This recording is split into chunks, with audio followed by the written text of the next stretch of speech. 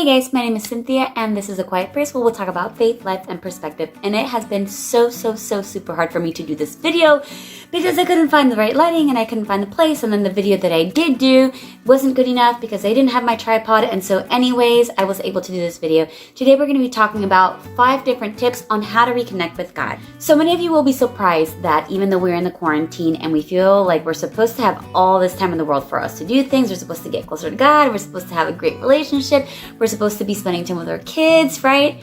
Absolutely not. Somehow, sometimes time just escapes us and we don't even have time to connect with God. Trust me, I need it just as much as you guys do. Number 1 is going to be starting your day with prayer. Now, I'm not a morning person. I don't know if you guys are. Please comment below. Let me know what is your best time to wake up. Mine is usually at about between 9 or 10 o'clock. The reality is that I need to be at work by 8:30, but I just log onto my phone and check my emails really quick, and then I just kind of linger in the bed. And so that's the perfect time for you to pray because you're in bed before the kids wake up. And if you don't have any kids, amen to you. But before the kids wake up, before the husband wakes up, and so it is your time for you to pray. Does that mean that you have to stay and pray kneeling down? Absolutely not. Like I said, I pray in bed. In the morning, I have been, just because I want to get that stretch, I'll kneel down into like a downward dog position where I just stretch my back while I'm praying. But definitely you can kneel down, you can stand up, you can sit down, you can even lay in bed, but start your day with prayer. Asking God to help you with the day, to help you to get started, to give you positive thoughts in your head and give you like a verse for you to continue thinking about and meditating on the entire day. If you start your day with prayer, that is the best way to start, and that is the only way to ensure that God is going to protect you. Number 2 is using a devotional, something very short and very simple. I've been using the YouVersion Bible app, and at first I thought it was just a Bible, but it has all these amazing devotionals in it. There are some that are 3 days, 5 days, 7 days, 31 days, even some that have the year devotional where you can read the Bible in a year. It is absolutely amazing. There are all different topics on there. There's stuff on marriage, there's stuff on singleness, there's stuff on patience, on love, on anger, on anxiety, on fear, reconnecting with God, prayer, your thoughts, all different things. All you need to do is just put a search in there and it will give you all the devotionals that are really related to your topic. So I definitely recommend it. It's something that you can probably read in about 5 minutes. Some of them are a little bit more in depth. Some of them have videos. It just really depends on your preference.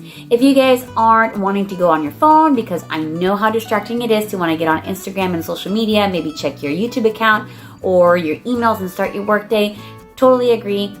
You can definitely look at a paper devotional. I do have a women's one that I'm going to be putting down below, but you can definitely look at any devotional in a Christian store, online, on Amazon. Whatever type of devotional you want, you can go ahead and look at it. It can be something just 5 minutes, 10, 15 minutes, 30 minutes, however long you want. Just you want to start your day with a devotional, something positive that you can meditate on and think of during the day.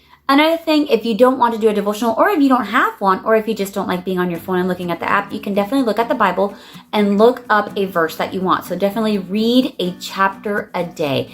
I suggest that maybe you can start with the Gospels, Matthew, Mark, Luke, and John. You can always do Acts. You can do Micah, which I found an amazing Bible verse the other day that I didn't know was there. It was awesome. I'll probably put that below here. But definitely reading 1 chapter a day really keeps you connected, keeps you grounded, keeps you focused, and keeps you reconnected with God.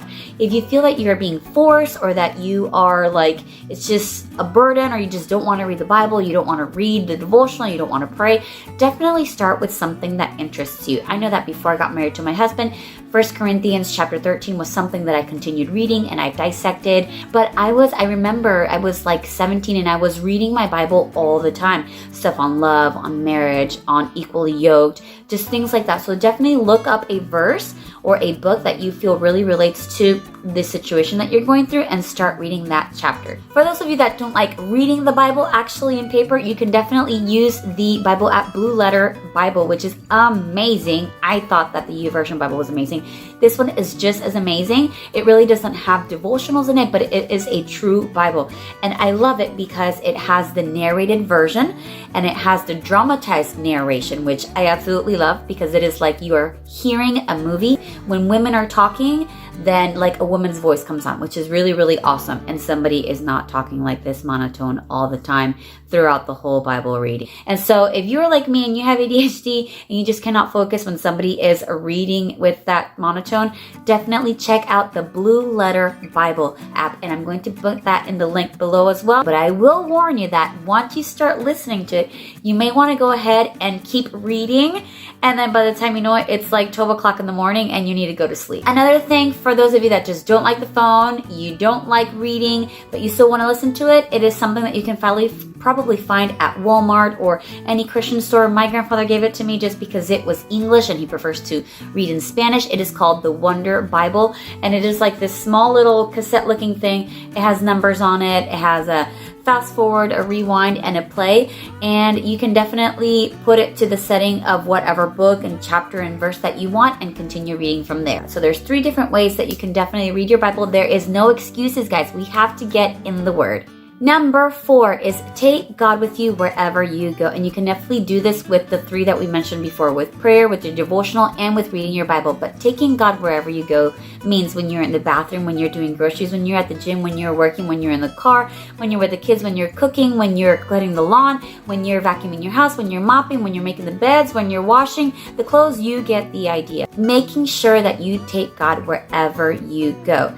It's easier when you're able to read a Bible verse in the morning and meditate on that and pray about it, because you can constantly look back at that verse and dissect it and think about it and pray on it for your life. Sometimes I used to struggle with this because I felt that me praying needed to be sitting down or kneeling down or just staying somewhere.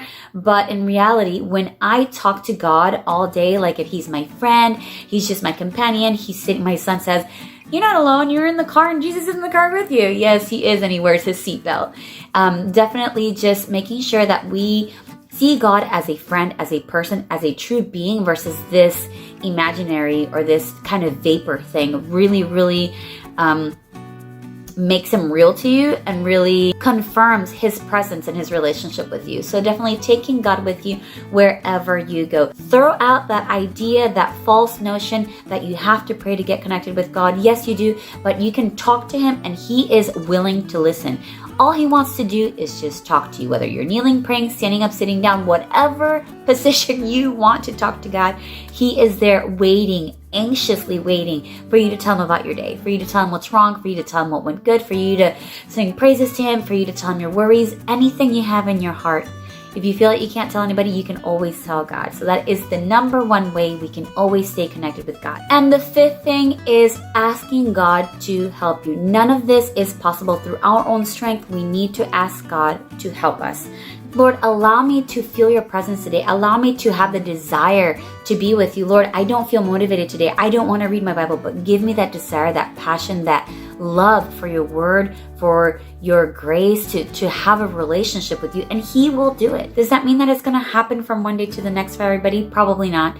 We all go through a different journey, but as long as we continue asking God for his help, he is sure and faithful to do it. So I hope that you guys really enjoyed this video. I know that I definitely needed this. It really brought some things back to me, letting me know that I shouldn't be knocking myself down, and you shouldn't be knocking yourself down either.